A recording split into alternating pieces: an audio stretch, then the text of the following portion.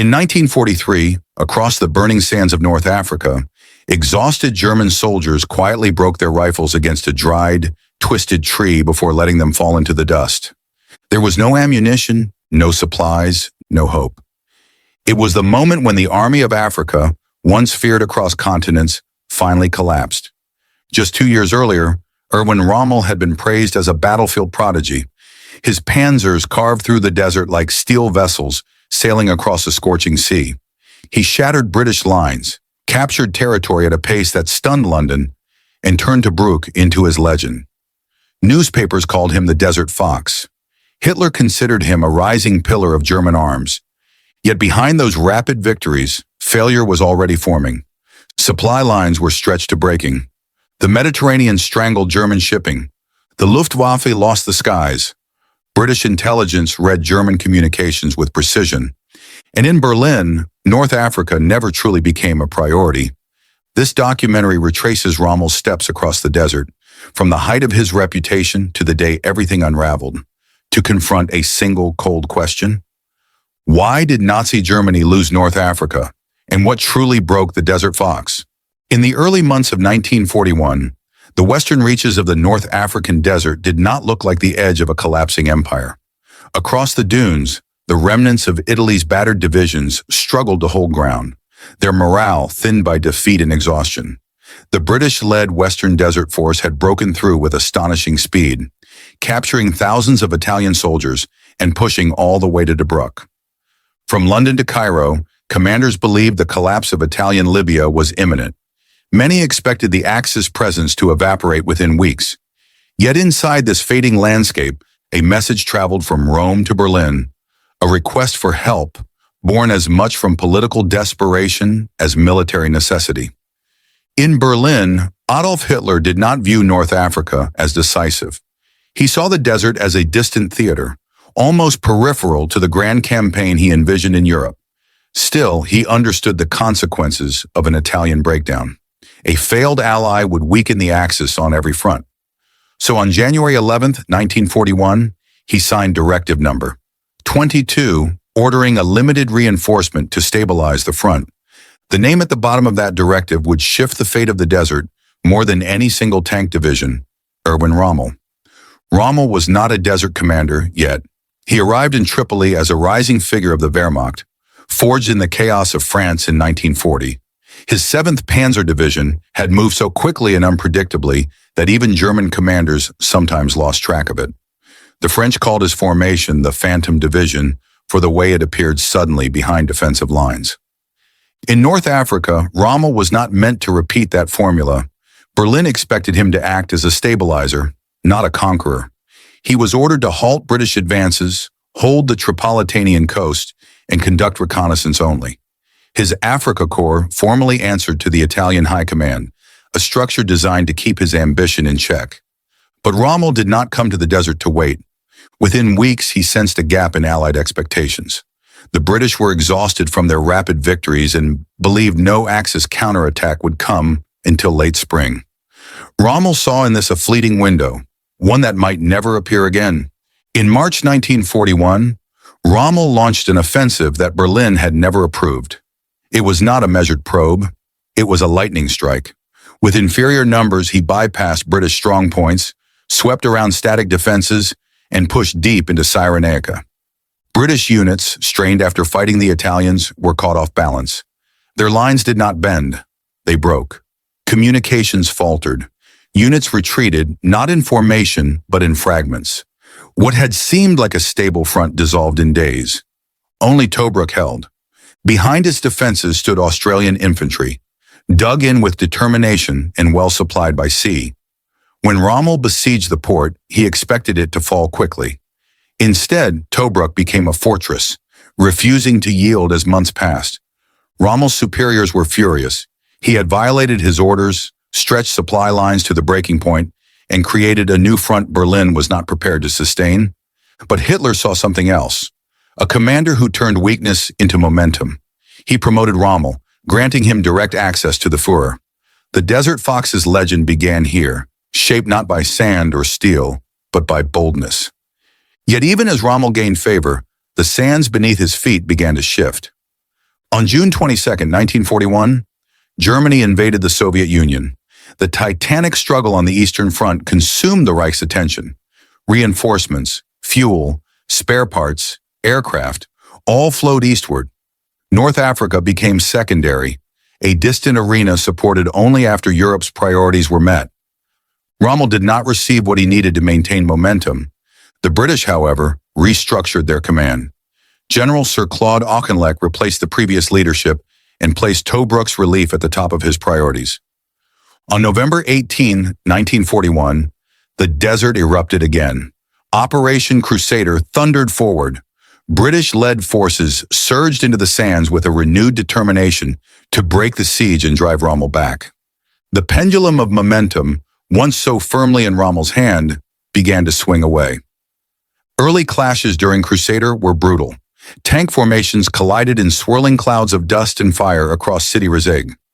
The Afrika Korps fought with seasoned precision, gradually gaining the upper hand. Sensing a decisive moment, Rommel personally led the 21st Panzer Division in a daring pursuit toward the Egyptian frontier. He aimed to replicate the collapse he had triggered months earlier, believing a decisive strike could unhinge the entire Eighth Army. The maneuver became known as the Dash to the Wire. It carried the boldness of Rommel's character. It carried the risk of his ambition. And it carried the flaw that would haunt him for the rest of the campaign. His fuel was nearly gone. Rommel pushed too far, too fast. His panzers halted not because of enemy fire, but because the desert had emptied their fuel tanks.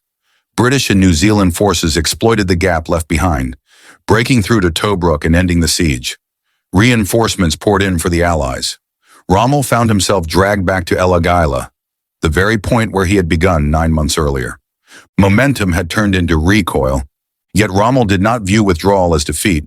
He saw it as the beginning of another opportunity. Near Tripoli, he rebuilt his defensive positions, reorganized logistics, and studied the evolving British operational style. He understood that the next phase would not be won by daring alone. He needed timing. He needed precision. He needed to strike before the British recovered their balance. And in 1942, for a brief moment, he achieved it. The Axis assault in late May, culminating in the battles around Bir Hakeim and the Cauldron, returned initiative to Rommel. By June, he stood at the gates of Tobruk once again. This time, the fortress collapsed in 2 days. The victory electrified Berlin. Hitler promoted him to field marshal. But beneath the celebration, the same shadow loomed. Fuel shortages, fragile supply lines, a strategic plan without unified direction, increasing British intelligence superiority. Rommel had reached his zenith, and from that height, the fall began. By the time the Eighth Army retreated to Alamein, the desert had shrunk into a narrow battlefield bordered by the Mediterranean to the north and the Qattara Depression to the south. Rommel realized this terrain robbed him of the maneuver warfare that defined his success. The British realized it too, and prepared a trap. Signals intelligence revealed German intentions. Montgomery reorganized his exhausted army with calm precision, strengthening both defenses and morale. The next battle would not be about speed. It would test endurance. It would test supply. It would expose the limits of an army fighting on a logistical thread. The turning point was approaching, and the desert was preparing to judge every mistake accumulated since Rommel first set foot on African soil. By mid-1942, the long arc of the North African campaign had curved into a new and unforgiving direction. The British stood behind the defensive lines of El Alamein, a narrow strip of land hemmed in by the Mediterranean Sea and the impassable Qattara Depression. It was a natural choke point that erased Rommel's greatest advantage: mobility. Inside this narrow corridor, maneuver became restricted. The desert that once allowed him to strike wide and fast had now turned into a wall. Every attempt to outflank the Eighth Army ended against terrain that refused to yield. At the same time, the British were transforming. New commanders, new doctrine, and new equipment flowed into Egypt. The mistakes of 1941 no longer weighed on them. Their units were retrained. Their signal intelligence was sharper than ever. Their supply lines remained secure through Alexandria and the Suez. When Montgomery took command, he understood that time favored the Allies. He refused to rush. He refused to be baited. He built an army capable of sustaining losses the Axis could not replace. Rommel's momentum, once fueled by audacity, was now being eroded by inevitability. By late August 1942, British intercept units had cracked enough German signals to predict Rommel's intentions with uncanny accuracy. Ultra-intelligence revealed the Axis plan, a sweeping southern advance intended to bypass the strongest British defenses. Montgomery chose not to block the attack where it began. He allowed it to unfold exactly as Rommel envisioned. He positioned the 8th Army to absorb the blow near Alamein, a ridge fortified with anti-tank guns, dug-in armor, and artillery waiting silently beneath camouflage nets. In the past, Rommel had depended on the shock of surprise. At Alamein, surprise no longer existed. As the Axis armored columns crawled into the trap, the British line held firm. The air above the battlefield filled with the roar of the Desert Air Force, flying aggressively, relentlessly, and with near-total superiority. German tank engines struggled under soft sand, steep inclines, and a lack of lubrication materials that had once arrived through Mediterranean convoys.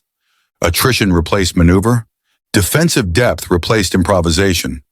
The battle turned into a grinding contest of endurance.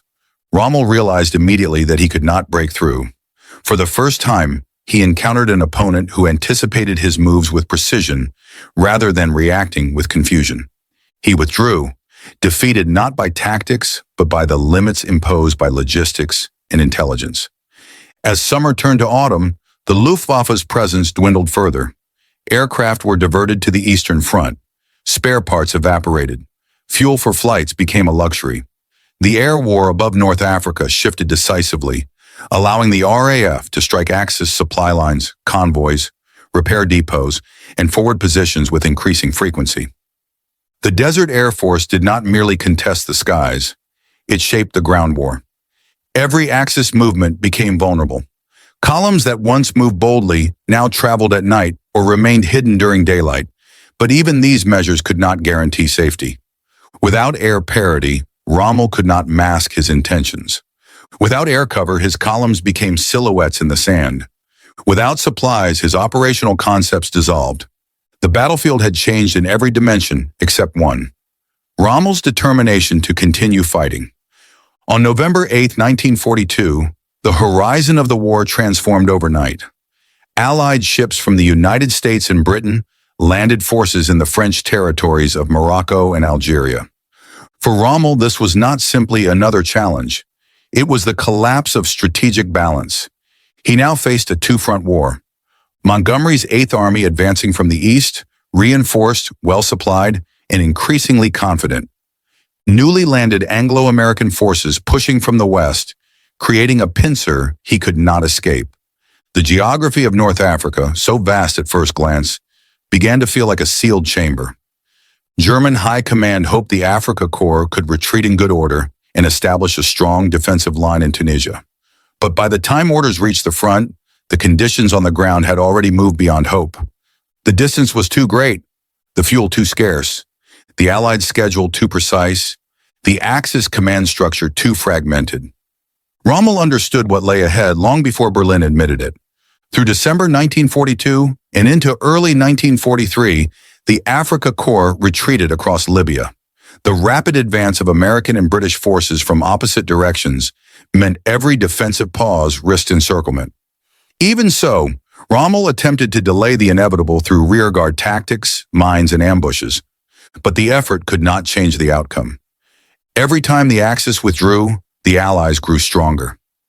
Every time Rommel stabilized the line crumbled under artillery, air attack, or a renewed ground assault. The desert did not grant second chances anymore. Behind the front line, supply columns dwindled to a trickle. What little fuel arrived had to be rationed carefully, forcing commanders to choose between withdrawing armor or leaving it behind. Trucks broke down and were cannibalized for spare parts. Horses were used where trucks once drove. Italian units, lacking equipment and rations, disintegrated under the strain. Rommel's army was no longer an armored fist. It was a collection of exhausted men trying to outrun a tightening circle. By February 1943, the last glimmer of strategic opportunity appeared at Kasserine Pass. The Americans defending the pass were inexperienced. The terrain favored an attacker skilled in rapid movement. For a moment, Rommel glimpsed the battlefield he once dominated. He attacked, and the breakthrough came. American units collapsed under pressure. Artillery positions were abandoned. A gap opened, but the Afrika Korps could not exploit the opening. The advance slowed as shortages returned with familiar cruelty: fuel, spare parts, ammunition. Reinforcements failed to arrive. German formations halted just as the Allies rushed in reserves. What could have been a turning point became a fleeting echo of Rommel's past brilliance. Kasserine did not reshape the campaign. It illuminated the gap between Rommel's skill and what the Axis could still sustain. From that moment on, the campaign descended without pause. El Alamein was the moment momentum was lost. Operation Torch was the moment the campaign became unwinnable. Kasserine was the moment Rommel realized the truth. Every factor that once favored him, mobility, surprise, tactical initiative, had evaporated. The desert no longer concealed him. The skies no longer supported him. Supplies no longer followed him. He had reached the edge of the strategic map. Ahead lay Tunisia. Behind lay an army wearing down under the weight of necessity. And above all of it, closing in from both sides, lay the Allies. Determined, supplied, coordinated, and learning with each battle. Rommel prepared for the final stage of the campaign, though he knew he would not be present to witness its end. The turning point had already passed. Now came the slow, relentless descent toward the final days. As 1943 unfolded, North Africa no longer resembled the vast arena of maneuver warfare that Rommel once commanded with ease. The desert tightened around the Axis troops like a closing fist. Tunisia's harsh slopes, rocky ridges, and narrow valleys offered little comfort and even less escape. The soldiers felt it before the generals did. A weight settled on their shoulders, the weight of inevitability. For many German units, commanders were missing, wounded, or dead. Leadership shifted from one exhausted officer to another. Orders arrived late, or not at all. Lines that once held fast now drifted under the pressure of fatigue. Men stood at their posts with rifles that contained only a few rounds. They stayed out of duty, not expectation.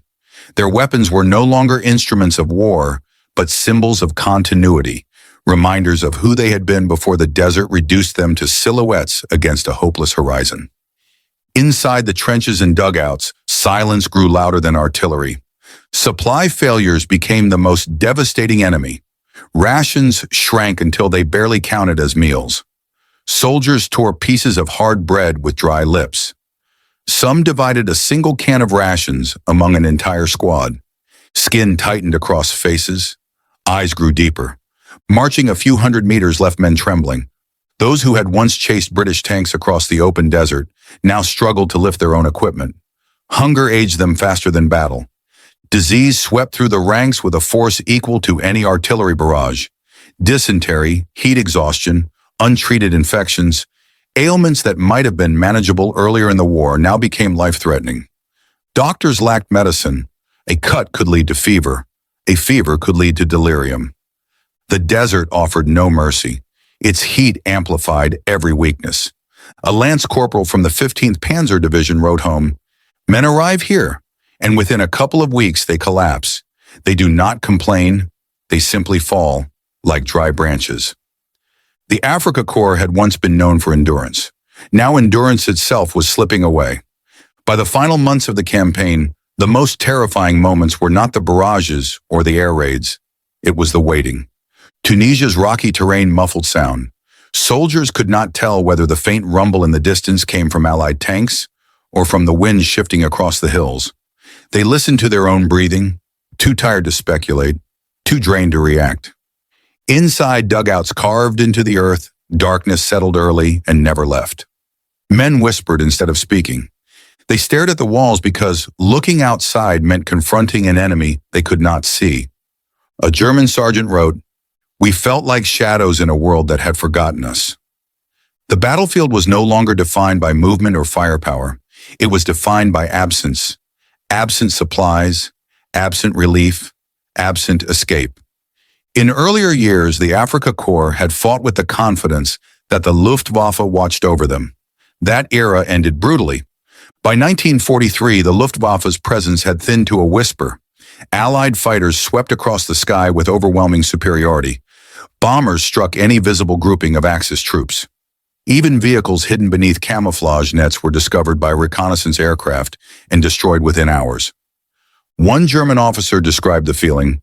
Every sound from above felt like a sentence being read to us. Convoys chose to move at night. Even then, Allied patrols hunted them by moonlight.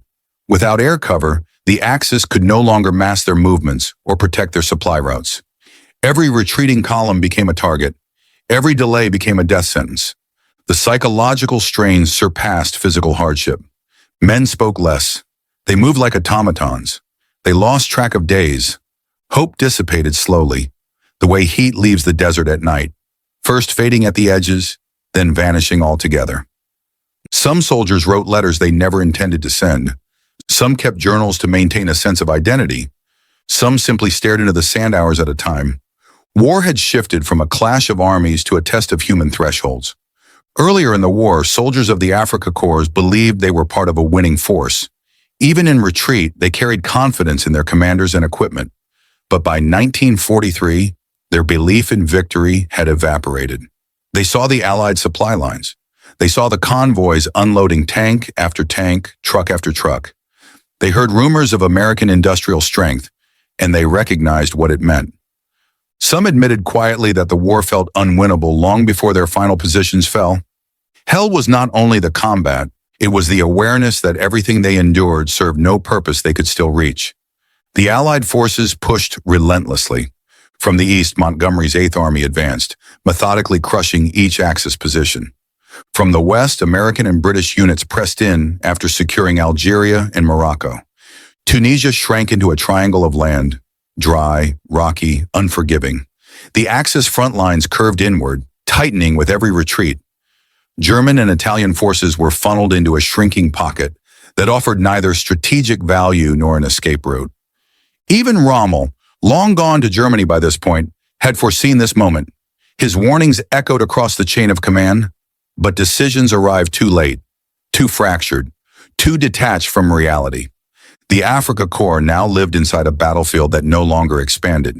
It contracted every day, suffocating the men who defended it. Allied artillery grew louder with each passing week. American guns fired with a rate the Axis could not hope to match. British units advanced under thick barrages and constant air support. Axis units dug deeper. They used caves, ravines, old riverbeds, anything that could shield them. Yet every hollow in the earth seemed to fill eventually with smoke, dust, and fragments of steel. Some units fought with extraordinary bravery to buy time for others. But courage no longer had a material effect. Courage could not replace the fuel that never arrived. Courage could not resupply ammunition. Courage could not give strength to men who had eaten almost nothing for days. The last stands across Tunisia were not dramatic charges. They were slow dissolutions, units fading because they had become too empty to resist. By early May, the end became unmistakable. Units reported having no ammunition at all. Others carried rifles with 3 rounds left, sometimes fewer. Tank crews abandoned vehicles that no longer moved or had no shells for their guns. And then something profound happened. German soldiers began to break their weapons deliberately, smashing rifle stocks against trees, rocks, and tank hulls. Not as an act of defiance, but as an act of farewell. They refused to let their weapons fall into enemy hands. They refused to surrender them intact. One soldier later said, "It was the last thing that belonged to us. Breaking it was like closing a door." These were acts of resignation, not rebellion. They marked the boundary between battle and surrender. The night before the surrender, soldiers drank what remained of their water in silence. Some shared the last crumbs of rations. Some hummed old marching songs almost instinctively, as though remembering who they had been. They knew the Americans would arrive at dawn. They knew no barrage would protect them. They knew their army had ended long before their weapons fell silent. One German private wrote, "We were not defeated in a single moment. We were worn away, piece by piece, until nothing was left but the uniforms." On May 12, 1943, tens of thousands of German and Italian troops surrendered. There was no climactic bombardment, No final charge. The collapse came quietly. Men stepped out of their trenches holding nothing. Some hummed melodies. Some stared at the ground. Some finally felt the weight of hunger more sharply than fear. The war in North Africa ended not with a roar, but with a long exhale, a release, a recognition. The hell within had finally exhausted itself. By the spring of 1943, the sun over Tunisia no longer looked like the warm glow of North Africa. It pressed down with the weight of metal, carrying the scent of burnt engines and abandoned armor. German soldiers marched with boots that had worn through, packs nearly empty, and faces that seemed older than their years. Many units no longer had full officer corps, not because they deserted, because they had been killed, wounded, or scattered to reinforce collapsing fronts. Leadership felt improvised, held together by fragmentary orders and dwindling resolve. On many defensive lines, men stood guard with rifles that held almost no ammunition. They stayed not because they believed they would stop the enemy, but because duty remained the only thread holding their identity together. Their weapons were not tools anymore. They were reminders of the soldiers they once were before the desert drained them. A quiet resignation spread through the trenches. Not panic, not chaos, just a deep, heavy understanding that the campaign had reached its end. Tunisia was nothing like Libya or Egypt. It was narrower, harsher, riddled with rocky ridges and narrow passes. The terrain strangled movement. It stripped away the mobility that once made the Afrika Korps dangerous. Rommel had foreseen this long before Berlin admitted it. He knew Tunisia could not become a fortress without supply, air cover, or unified command. Yet Berlin insisted on defending it as a symbolic line, an illusion sustained by paper, not by fuel or men. After the defeat at El Alamein, the Afrika Korps retreated across hundreds of kilometers. Each time they dug in, each time they believed they could hold, the Allies struck again with growing strength. A German officer described it. Every time we completed a line, the enemy was already before us. There was no pause, no breath, no space to mend the holes inside us. This retreat was not tactical, it was survival. The desert, once Rommel's ally, now revealed its true nature. A vast space that punished the army with every kilometer traveled without fuel or food. From the east, Montgomery's restructured 8th Army pressed forward with overwhelming artillery and tanks. From the west, American and British forces advanced after Operation Torch, forming a pincer that narrowed daily. The Afrika Korps became trapped inside a shrinking corridor. Every withdrawal made the cage tighter. At Kasserine, Rommel glimpsed one last opportunity. The Americans were inexperienced. The terrain favored surprise. The initial assault succeeded. U.S. units fell back in confusion. But the Afrika Korps could not exploit this victory. Their tanks lacked fuel. Their guns lacked ammunition. Reinforcements never arrived. Within days, the Allies stabilized the front and counterattacked. The fleeting moment of momentum dissolved. Kasserine became not a turning point, but the final echo of Rommel's earlier brilliance. For German soldiers, the most shocking new enemy was the scale of American artillery. They described barrages that seemed endless, hours of shells falling with industrial consistency. One German NCO wrote, "The ground trembled as if it wanted to break free of us." German guns could not match the volume. German logistics could not replace losses. German morale could not withstand the constant strain. The battlefield no longer felt like a duel. It felt like the Axis were standing against a factory. On March 9th, 1943, Rommel departed for Germany. His official reason was illness. The deeper reason was strategic necessity. Berlin needed him to prepare for the Allied invasion of Europe. For the Afrika Korps, his departure felt like a symbolic collapse. Rommel had not always been correct, nor always wise, but he had been the binding force between German and Italian units. He knew the desert. He inspired the men. He understood the rhythms of the campaign in ways no one else did. After he left, the army felt unmoored.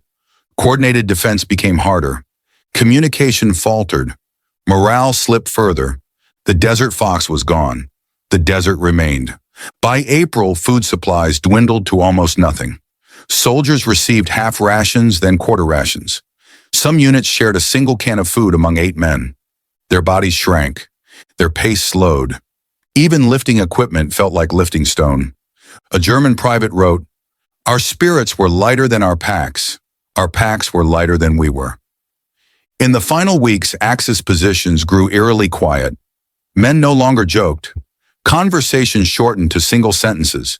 When artillery fell, some barely reacted. A sergeant wrote, "We did not fear death. We feared the hours before it." As ammunition ran out completely, an extraordinary ritual unfolded. Soldiers smashed their rifles against rocks and trees. Tank crews destroyed breech blocks. Machine gunners bent their barrels. They did this not from defiance, but from dignity. They refused to hand over the last thing that connected them to their identity as soldiers. One man later said, "Breaking the rifle was the first choice I had made in weeks." On May 12, 1943, tens of thousands of German and Italian troops surrendered. There was no dramatic final clash, no desperate last charge. The end came gently, like a breath finally released. Men walked forward without rifles. Some hummed songs under their breath. Others stared at the ground, too drained to lift their heads. The war in North Africa ended not with the roar of battle, but with the quiet resignation of men who had nothing left to give. The loss of North Africa brought consequences far larger than the desert itself.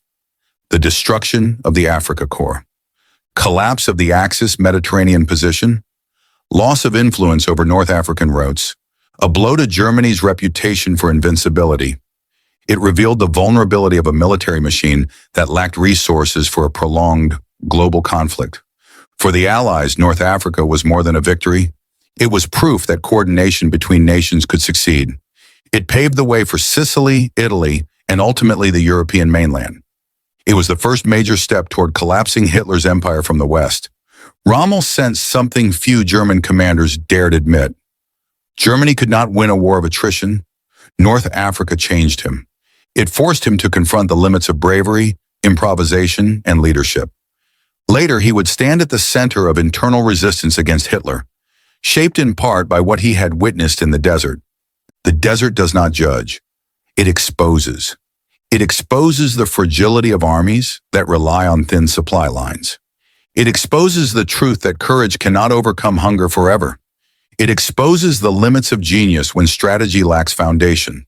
It exposes the reality that modern war is won not only by soldiers, but by factories, convoys, ports, and intelligence. Rommel once triumphed because the enemy made mistakes. Later, the enemy learned. And in a war of learning, adaptation, and industry, Germany's fate in North Africa was sealed long before the final shells fell. As winds swept across the abandoned tanks and trenches, they erased tracks but not lessons. The campaign left behind a quiet verdict. Victory belongs to the side that can feed the soldier, fuel the vehicle, and sustain the line. And in North Africa, Germany lost that war long before the surrender.